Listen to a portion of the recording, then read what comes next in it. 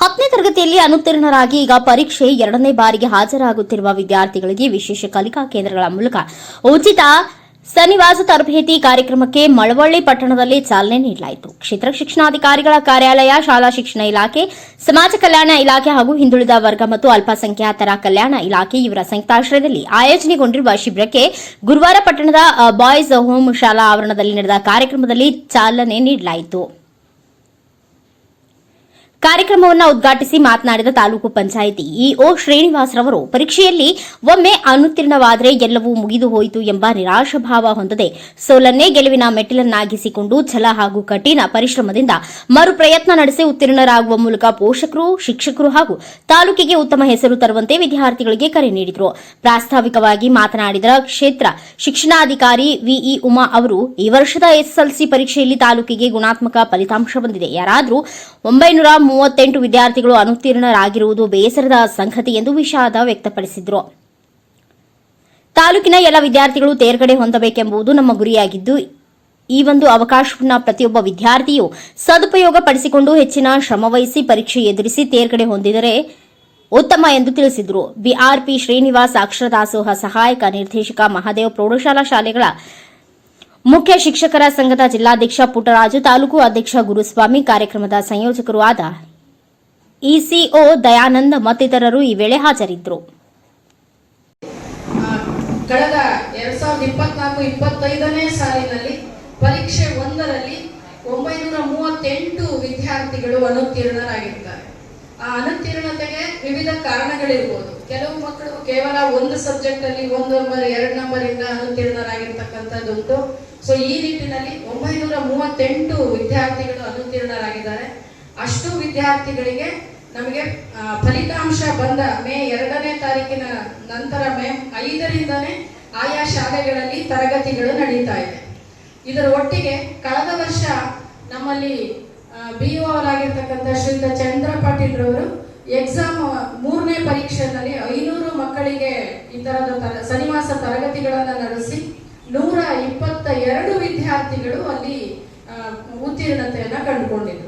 So ಇದನ್ನ ನಾವೇನ್ ಮಾಡಿದ್ವಿ, ಈ ಸಲ 2ನೇ ಎಕ್ಸಾಮ್ಗೆ ಇದನ್ನ ಮಾಡೋದ್ರ ಮೂಲಕ ಸಾಕಷ್ಟು ಮಕ್ಕಳಿಗೆ ಅನುಕೂಲ ಆಗ್ಲಿ ಅಂತ ಹೇಳಿ ಎಲ್ಲ ನಮ್ಮ ತಾಲೂಕ್ ಪಂಚಾಯತಿ ಇಒ ಅವರು ಮತ್ತೆ social welfare department Santosh Kumar sir ಎಲ್ಲರೂ ಕೂಡ ಒಂದು ಆಲೋಚನೆಯನ್ನ ಮಾಡಿಕೊಂಡು ನಾವು ಈ ಕಾರ್ಯಕ್ರಮವನ್ನ ನಮ್ಮ ಶಿಕ್ಷಣ ಇಲಾಖೆ ಜೊತೆಗೆ ಅವರ ಸಹಯೋಗದೊಂದಿಗೆ ಪ್ರಾರಂಭವನ್ನ ಮಾಡಿದ್ದೀವಿ. ಇದಕ್ಕೀಗ ಸದ್ಯಕ್ಕೆ ರಿಜಿಸ್ಟ್ರೇಷನ್ 509 ಮಕ್ಕಳು ನಿನ್ನೆ ತನಕ ರಿಜಿಸ್ಟರ್ ಆಗಿದ್ರು. ಇವತ್ತು ಎಷ್ಟು ಜನ ಇನ್ನೂ ಹೆಚ್ಚಿನ ಸಂಖ್ಯೆಯಲ್ಲಿ ಬರೋರಿದ್ದಾರೆ. ನಾವು ಈ ಕಾರ್ಯಕ್ರಮವನ್ನ ಈ ಕಲಿಕಾ ಕೇಂದ್ರ ಸನಿವಾಸ ಅಂತಂದ್ರೆ ವಸತಿ ಸಹಿತ ಅಂತ. ಇವತ್ತು ಬಂದ್ರೆ ನೀವು ಇವತ್ತೊಂದ್ಸಲ ನಮ್ಮಲ್ಲಿ ಎಂಟರ್ ಆದ್ರೆ ನಾವು ಬಿಡೋದೆ 24ನೇ ತಾರೀಕು ಈವ್ನಿಂಗು ನಿಮಗೆ ನಿಮ್ಮ ಮನೆಗಳಿಗೆ ವಾಪಸ್ಸು ಕಳಿಸೋದು. ಸೊ ನೀವು ಎಲ್ಲೇನು ತರಬೇಕು ಎಲ್ಲವನ್ನು ನಮ್ಮ ಮುಖ್ಯ ಶಿಕ್ಷಕರು ನಿಮ್ಗೆ ಹೇಳಿದ್ದಾರೆ. ಮತ್ತೆ ನಾವು ಕಲಿಕಾ ಕೇಂದ್ರ ನಡೆಸ್ತಾ ಇರ್ತಕ್ಕಂಥದ್ದು ಸಮಾಜ ಕಲ್ಯಾಣ ಇಲಾಖೆಯ 2 ಹಾಸ್ಟೆಲ್ಗಳು, ಮತ್ತೆ ಇಲ್ಲಿ ಬಾಯ್ಸ್ ಹೋಮ್, ಮತ್ತೆ ಅಲ್ಪಸಂಖ್ಯಾತರ ಇಲಾಖೆಯ 2 ಹಾಸ್ಟೆಲ್ಗಳಿದೆ. ಇದೇ ತರ ಹಲಗೂರು ಬ್ಯಾಡ್ರಳ್ಳಿನಲ್ಲಿ ಮೊರಾರ್ಜಿ ದೇಸಾಯಿ ವಸತಿ ಶಾಲೆಯಲ್ಲೂ ಕೂಡ ಕಲಿಕಾ ಕೇಂದ್ರವನ್ನ ನಡೆಸ್ತಾ ಇದ್ದೀವಿ. ಒಟ್ಟು ತಾಲೂಕಿನಾದ್ಯಂತ 5 ಕಲಿಕಾ ಕೇಂದ್ರಗಳಲ್ಲಿ ಎಲ್ಲ ವಿದ್ಯಾರ್ಥಿಗಳಿಗೆ ಇದು ಪೋಷಕರ ವಿಲ್ಲಿಂಗ್ನೆಸ್, ಅವರ ಪೋಷಕರು ಒಪ್ಪಿಗೆ ಪಡೆದು ಇಷ್ಟು ಜನ ಬಂದಿರೋದು. ಈ ಕಾರ್ಯಕ್ರಮ ಪ್ರಾರಂಭ ಆದ್ಮೇಲೆ ನಂತರದಲ್ಲಿ ಇನ್ನೂ ಒಂದಷ್ಟು ಜನ ಸೇರ್ಕೊಳ್ಬಹುದು ಅಂತ ಅನ್ಕೊಂಡಿದೆ. ಬಂದಿರ್ಬೋದು ಆ ತರದ ಮಕ್ಕಳು ಕೆಲವರು ಬಂದು ಕೇಳ್ಕೊಂಡು ಹೋಗಿದ್ದಾರೆ. ನಾವ್ ಈ ತರ ಸಂಬಂಧಿಕರು ಮನೆಯಲ್ಲಿ ಇದೀವಿ, ನಮಗೂ ಸಿಗುತ್ತಾ, ಮತ್ತೆ ಲಾಸ್ಟ್ ಇಯರ್ ನಾನು ಯಾವ್ದೋ ಕಾರಣದಿಂದ ಪರೀಕ್ಷೆನೆ ತಗೊಂಡಿರ್ಲಿಲ್ಲ, ನಮಗೂ ಸಿಗುತ್ತಾ ಅಂತೆಲ್ಲ ಕೇಳಿದ್ದಾರೆ. ಅಂತ ಮಕ್ಕಳಿಗೂ ಕೂಡ ಅವಕಾಶ ಮಾಡಿ ಕೊಟ್ಟಿದ್ದೀವಿ. ಈ ಕಾರ್ಯಕ್ರಮಕ್ಕೆ ಸಾಕಷ್ಟು ಮುಖ್ಯ ಶಿಕ್ಷಕರು, ಸಹ ಶಿಕ್ಷಕರು ಮತ್ತೆ ದಾನಿಗಳು ಎಲ್ಲರೂ ಸಾಕಷ್ಟು ಒಂದು ಸಹಕಾರವನ್ನ ಕೊಟ್ಟಿದ್ದಾರೆ. ಎಲ್ಲಕ್ಕಿಂತ ಹೆಚ್ಚಾಗಿ ತುಂಬಾ ಸಂತೋಷ ಪಡ್ಬೇಕಾಗಿರ್ತಕ್ಕಂಥ ವಿಚಾರ ಏನಂದ್ರೆ, ನಮ್ಮ ಸನ್ಮಾನ್ಯ ಶಾಸಕರು ಈ ಕಾರ್ಯಕ್ರಮಕ್ಕೆ ನಮಗೆ ಧನ ಸಹಾಯವನ್ನ ಕೊಡ್ತೀನಿ ಅಂತ ಒಪ್ಕೊಂಡಿದ್ದಾರೆ. ಎಲ್ಲ ಸಂಪೂರ್ಣ ಖರ್ಚಾದ್ರೂ ನಾನೇ ಭರಿಸ್ತೀನಿ ಅಂತ ಹೇಳ್ಬಿಟ್ಟು ಅದಕ್ಕೆ ಒಂದು ಸಪೋರ್ಟ್ ಅನ್ನ ಕೊಟ್ಕೊಂಡಿದ್ದಾರೆ. ಸೊ ಇಂತಹ ಒಬ್ರು ಸನ್ಮಾನ್ಯ ಶಾಸಕರು ಯಾರು ಗೊತ್ತಿದ್ದಾನೆ ಗೊತ್ತಿಲ್ಲ, ತಗೊಳ್ಳುವಂತ ಖರ್ಚನ್ನ ಒಂದೇ ಸಲ ಕೇಳಿದ್ರು, ಏನ್ ಖರ್ಚಾಗುತ್ತೆ ಅದನ್ನೆಲ್ಲ ನಾನೇ ಭರಿಸ್ತೀನಿ, ಮಕ್ಕಳು ಪಾಸ್ ಆಗ್ಬೇಕಷ್ಟೇ. ಅವರ ಆಸೆ ನಿಮ್ಗೆಲ್ರಿಗೂ ಗೊತ್ತಿದೆ. ಎಲ್ಲಾ ಶಾಲೆಗಳಲ್ಲಿ ಸ್ಮಾರ್ಟ್ ಕ್ಲಾಸ್ ಅನ್ನ ಅನುಷ್ಠಾನಗೊಳಿಸಬೇಕು ಅಂತ ತುಂಬಾ ಸತತ ಪ್ರಯತ್ನ ಮಾಡ್ತಾ ಇದ್ದಾರೆ. ಇನ್ ಕೇವಲ 122 ಸ್ಕೂಲ್ಗಳು ಮಾತ್ರ ಬಾಕಿ ಇದೆ. ಅದರಲ್ಲೂ 25 ಶಾಲೆ ಈಗ ಈ ಒಂದು ತಿಂಗಳಲ್ಲಿ ಮುಗಿಯುತ್ತೆ.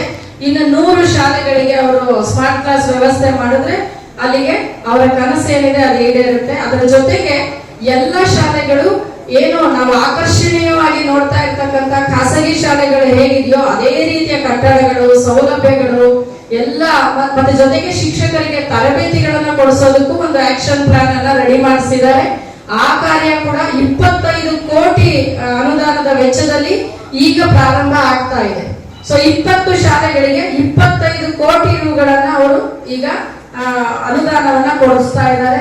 ಸೊ ಇದೆಲ್ಲವೂ ಹಂತ ಹಂತದಲ್ಲಿ ಅವರ ಕನಸು ಏನಿದೆ ಸರ್ಕಾರಿ ಶಾಲೆಗಳಲ್ಲಿ ಉತ್ತಮವಾದಂತಹ ಒಂದು ಮೂಲಭೂತ ಸೌಕರ್ಯಗಳೊಂದಿಗೆ ಮಕ್ಕಳು ಉಚಿತವಾದಂತಹ ಶಿಕ್ಷಣ ಪಡಿಬೇಕು ಅಂತಕ್ಕಂಥದ್ದು ಅದು ಈಡೇರೋದಕ್ಕೆ ಅವರಿಂದ ಇಷ್ಟು ಸಹಕಾರಗಳು ನಮಗೆ ನಿರಂತರವಾಗಿ ಸಿಗ್ತಾ ಇದೆ. ನಾವು ನಮ್ಮ ಮಕ್ಕಳಿಂದ, ಶಿಕ್ಷಕರಿಂದ, ಮುಖ್ಯ ಶಿಕ್ಷಕರಿಂದ, ನಮ್ಮ ಇಲಾಖೆ ಕಡೆಯಿಂದ ಅವರು ಕೇಳ್ತಾ ಇರೋದು ಒಂದೇ, ಫಲಿತಾಂಶ. ಈಗ ನಿಮ್ಮೆಲ್ಲರ ಒಂದು ಜವಾಬ್ದಾರಿ ಏನು ಅಂತಂದ್ರೆ, ನೀವೆಲ್ಲರೂ ಇವತ್ತು ಎಲ್ಲೋ ಪಿಕ್ನಿಕ್ ಬಂದಿದ್ದೀರಾ ಅಂತ ಅನ್ಕೊಂಡಿದ್ದೀರಿ. ಬಂದವ್ರು ಅಲ್ಲಿ ಇಲ್ಲಿ ಓಡಾಡ್ತಾ ಇದ್ರಿ. ಖಂಡಿತ ಪಿಕ್ನಿಕ್ ಬಂದಿಲ್ಲ, ಇದು ಕಡೆಯ ಒಂದು ಅವಕಾಶ. ನಾವು ಮೊದಲನೇ ಎಕ್ಸಾಮ್ ದಿನನೂ ನಾವು ಹೇಳಿದ್ವಿ ಇದು ಕಡೆಯ ಅವಕಾಶ ನಿಮಗೆ ಅಂತ ಅಂದ್ಬಿಟ್ಟು. ಏನೋ ಕಾರಣಗಳಿಂದ ನೀವು 1-2 ಸಬ್ಜೆಕ್ಟ್ ಹೋಗಿರ್ಬೋದು, ಕೆಲವರು 4 ಸಬ್ಜೆಕ್ಟ್ ಹೋಗಿಸ್ಕೊಂಡಿರ್ಬೋದು. ಆದ್ರೆ ಇದರ ಹಿಂದೆ ಒಂದು ಸುಮಾರು 10-15 ದಿನಗಳಿಂದ ರಿಸಲ್ಟ್ ಬಂದ ನೆಕ್ಸ್ಟ್ ಡೇ ಇಂದ ಮುಖ್ಯ ಶಿಕ್ಷಕರ ಸಂಘ, ಸಹ ಶಿಕ್ಷಕರ ಸಂಘ, ನಮ್ಮ ನೋಡಲ್ ಅಧಿಕಾರಿಗಳಾಗಿರ್ತಕ್ಕಂಥ ದಯಾನಂದ್ ಅವರು, ಸಂಪನ್ಮೂಲ ಶಿಕ್ಷಕರು ಎಲ್ಲರೂ ಸಾಕಷ್ಟು ತಯಾರಿಯನ್ನ ಮಾಡ್ಕೊಂಡಿದ್ದಾರೆ. ನಿಮ್ಗೆ ತುಂಬಾ ಕಲಿಸೋದಕ್ಕೆ ಏನ್ ಕಂಟೆಂಟ್ ಅನ್ನ ಕಲಿಸ್ಬೇಕು ಆ ಕಂಟೆಂಟ್ ಗಳನ್ನು ಕೂಡ ವ್ಯವಸ್ಥೆ ಮಾಡ್ಕೊಂಡಿದ್ದಾರೆ. ಜೀಪಲ್ಲಿ ಪುಸ್ತಕ ಇದೆ, ಸ್ಕೋರಿಂಗ್ ಪ್ಯಾಕೇಜ್ ಅಂತ ಹೇಳ್ಬಿಟ್ಟು ನಾವು ಒಂದು ಪುಸ್ತಕವನ್ನ ಮಾಡಿಸಿದ್ವಿ. ಅದನ್ನ ರೀಪ್ರಿಂಟ್ ಹಾಕ್ಸಿದೀವಿ. ಇವಾಗ ಅದನ್ನ ಈ ಸೆಂಟರ್ಗಳಿಗೆ ಕೊಡ್ತೀವಿ. ಆ ಸೆಂಟರ್ ಅಲ್ಲಿ ಮಕ್ಕಳು ಪಾಸ್ ಆಗೋದಕ್ಕೆ ಪ್ಲಸ್ ಸ್ಕೋರ್ ಆಗೋದಕ್ಕೆ ನಾವು ಆ ಕಾರ್ಯಕ್ರಮವನ್ನ ಮಾಡಿ ಒಂದಷ್ಟು ಪುಸ್ತಕ ಮಾಡಿದ್ರ ಎಲ್ಲ ಶಾಲೆಗಳಿಗೂ ಹಂಚಿಕೆ ಮಾಡಿದ್ವಿ. ಈ ವರ್ಷರೇ ಅದನ್ನ ಹಂಚಿಕೆ ಮಾಡುವಾಗಿದ್ರು. ಅದನ್ನ ಮಾಡಿದಾಗಿ ಈ ಸಲದ ಪರೀಕ್ಷೆನಲ್ಲಿ 600ಕ್ಕಿಂತ ಹೆಚ್ಚು ಅಂಕಗಳನ್ನ ಪಡೆದಿರ್ತಕ್ಕಂಥವ್ರು 55 ವಿದ್ಯಾರ್ಥಿಗಳಿದ್ದಾರೆ. 625ಕ್ಕೆ 623 ಅಂಕಗಳನ್ನ ಪಡೆದಿರೋರು ನಮ್ಮ ಆದರ್ಶ ವಿದ್ಯಾಲಯ, ಸರ್ಕಾರಿ ಆದರ್ಶ ವಿದ್ಯಾಲಯದ ವಿದ್ಯಾರ್ಥಿನಿ ಇರೋದು ನಮಗೆಲ್ರಿಗೂ ಗೊತ್ತಿದೆ.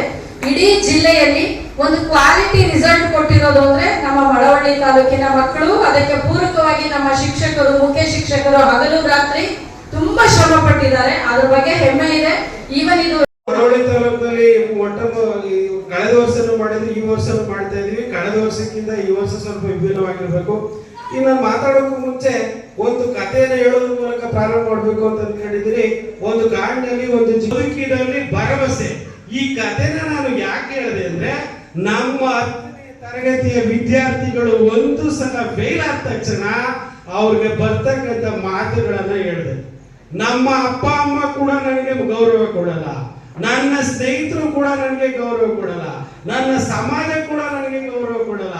ನಾನು ಎಲ್ಲೋ ಓದಲ್ಲಿ ಬಂದ್ರೆ ಅದ್ರಲ್ಲೂ ಸೋಷಿಯಲ್ ಮೀಡಿಯಾದಲ್ಲಿ ಇವತ್ತು ಮಳವಳ್ಳಿ ತಾಲೂಕು ಇಸ್ ಮಕ್ಕಳು ಫೇಲು, ಅಲ್ಲಿ ಇಸ್ ಮಕ್ಕಳು ಎಲ್ಲರಿಗೂ ನಮ್ಮನ್ನ ಕಾಡುವಂತಹ ವಿಪತ್ತುಗಳು. ಈ ವಿಪತ್ತುಗಳನ್ನ ಮೀರಿ ನಿಂತ್ಕೋಬೇಕು ಅಂದ್ರೆ ಜಿಂಕೆಗೆ ಅವತ್ತು ಏನ್ ಬಂತಲ್ಲ ನೋಡಿ, ಆಶಾಭಾವನೆ. ನಮ್ಮಲ್ಲೂ ಕೂಡ ಒಂದು ಆಶಾಭಾವನೆ ಇರಬೇಕು ಅಂತಕ್ಕಂಥದ್ದು ಈ ಕಥೆಯ ಸಾರಾಂಶ. ಅದಕ್ಕೆ ಯಾವತ್ತೂ ನಮ್ಮ ಹೋಪ್ಸ್, ಭರವಸೆಯನ್ನ ಕಳ್ಕೊಳ್ಬಾರ್ದು. 10ನೇ ತರಗತಿ ವಿದ್ಯಾರ್ಥಿಗಳು ದಯಮಾಡಿ ಕೇಳ್ಕೊಳ್ಳಿ, ಫೈಲ್ ಅಂತಕ್ಕಂಥ ಪದದಲ್ಲೇ ಇದೆ ಫಸ್ಟ್ ಅಟೆಂಪ್ಟ್ ಇನ್ ಲರ್ನಿಂಗ್.